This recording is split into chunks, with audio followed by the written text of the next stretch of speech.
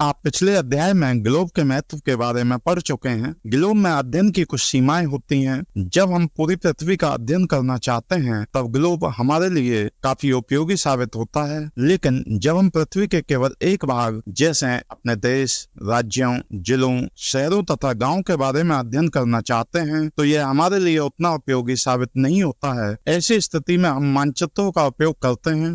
मानचित्र पृथ्वी की सतह या इसके एक भाग का पैमाने के माध्यम से चपटी सतह पर खींचा गया चित्र है, लेकिन एक गोलाकार सतह को पूरी तरह से चपटा करना असंभव है। मानचित्र हमारी विभिन्न जरूरतों के लिए आवश्यक है। कुछ मानचित्र एक छोटे क्षेत्र को एवं कुछ तथ्यों को दर्शाते हैं। दूसरे मानचित्रों में एक बड़ी किताब की तरह तथ्य हो सकते हैं। जब बहुत से मानचित्रों को एक साथ रख दिया जाता है तब एक एटलस बन जाता है। एटलस विभिन्न प्रकारों तथा अलग अलग पैमानों से खींची गई मापों पर आधारित होता है। मानचित्रों से ग्लोब की अपेक्षा हमें ज्यादा जानकारी प्राप्त होती है। मानचित्र विभिन्न प्रकार के होते हैं, जिनमें से कुछ को नीचे वर्णन किया गया है। भौतिक मानचित्र पृथ्वी की प्राकृतिक आकृतियों जैसे पर्वतों, पठारों, मैदानों, नदियों, महासागरों इत्यादि को दर्शाने वाले मानचित्रों को भौतिक या उच्चावच मानचित्र कहा जाता है। राजनीतिक मानचित्र राज्यों, नगरों, शहरों तथा गाँव और विश्व के विभिन्न देशों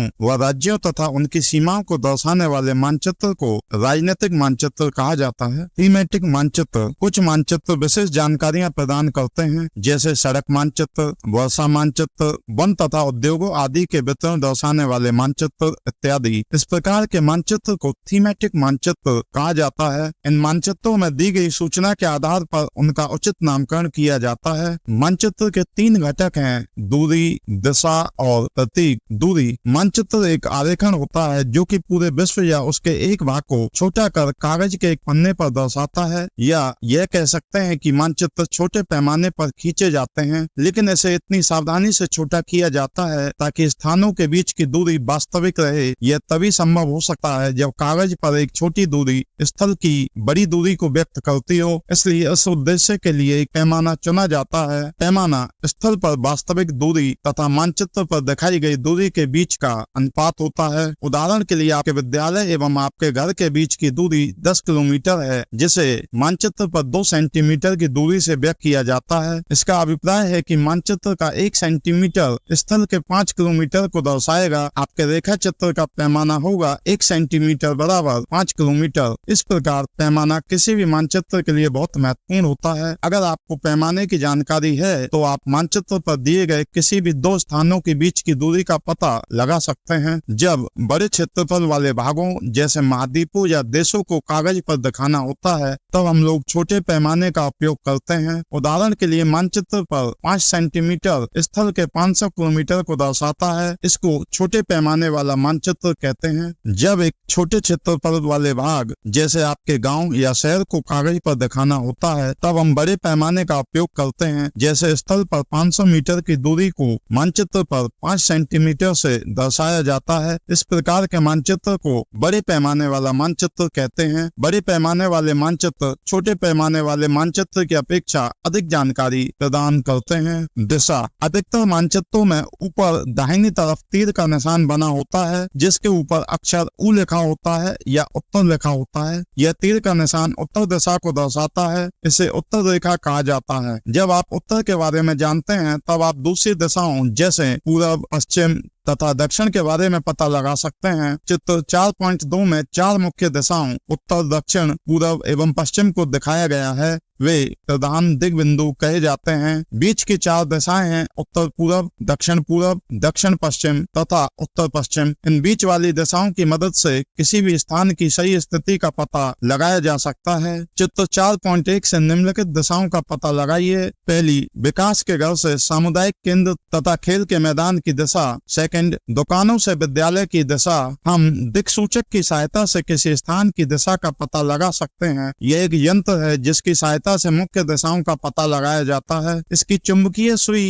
की दिशा हमेशा उत्तर दक्षिण दिशा में होती है। प्रतीक, यह किसी भी मानचित्र का तीसरा प्रमुख घटक है। किसी भी मानचित्र पर वास्तविक आकार एवं प्रकार में विभिन्न आकृतियों जैसे भवनों, सड़कों, पुलों, वृक्षों, रेल की पटरियों या कुएं को दिखाना संभव नहीं होता है। इसलिए लिए वे निश्चित अक्षरों, छायाओं, रंगों, चित्रों तथा रेखाओं का उपयोग करके दर्शाए जाते हैं। ये प्रतीक कम स्थान में अधिक जानकारी प्रदान करते हैं। इन प्रतीकों के इस्तेमाल के द्वारा मानचित्र को आसानी से खींचा जा सकता है तथा इसका अध्ययन करना आसान होता है। अगर आप एक क्षेत्र की भाषा को नहीं जानते हैं तथा आप किसी से दिशाओं के बारे में नहीं पूछ सकते हैं, तब आप इन चिन्हों की सहायता के द्वारा मानचित्र से जानकारी प्राप्त कर सकते हैं। मानचित्रों की एक विश्वव्यापी भाषा होती है जिसे सभी आसानी से समझ सकते हैं। इन प्रतीकों के उपयोग के संबंध में एक अंतर्राष्ट्रीय सहमति है। ये ऋण प्रतीक कहे जाते हैं। कुछ ऋण प्रतीक चित्र 4.3 में दर्शाए गए हैं। विभिन्न रंगों का उपयोग भी इसी उद्देश्य से किया जाता है। उदाहरण के लिए सामान्यतः नीले रंग का इस्तेमाल जलाशयों, भूरे रंग पर्वतों, पीला रंग पठारों